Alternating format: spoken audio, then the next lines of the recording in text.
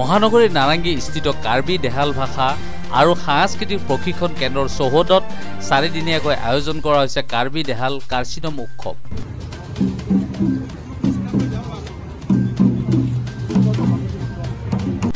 পূজাৰ তৃতীয় দিনাৰ কাৰ্যসূচী হিচাপে পুৱা পতাকা উত্তোলন কৰাৰ লগতে দিনত ধৰ্মসভা আদি অনুষ্ঠিত কৰা হয়।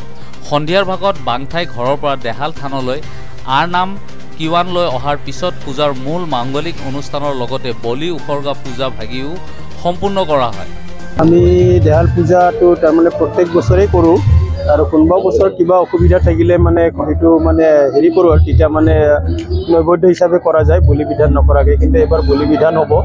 এইবাৰ কিন্তু 4 দিনীয়া কাৰ্যসূচীৰে লৈছোঁ।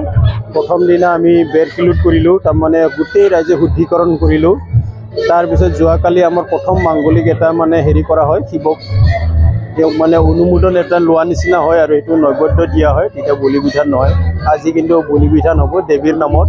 মা কালিকা আছে, মা চণ্ডী আছে, মা জগদাত্ৰী আছে, তাৰপিছত গৰখীয়া বুলি এটা আছে। এনেকুৱা ধৰণৰ আমাৰ দেহাল পূজাটো কেইবাটাও ভাগত হেৰি হয়।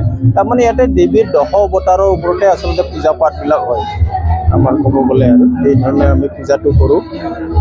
আজি 3 আছে, অহাকালি আৰু আমাৰ খোৱা লোৱা আছে। আৰু কিমানমান ভক্তৰ তাৰমানে আচলতে এইটো আমাৰ এখন গাঁৱত, প্ৰত্যেকখন গাঁৱত আমাৰ দেওশাল আছে।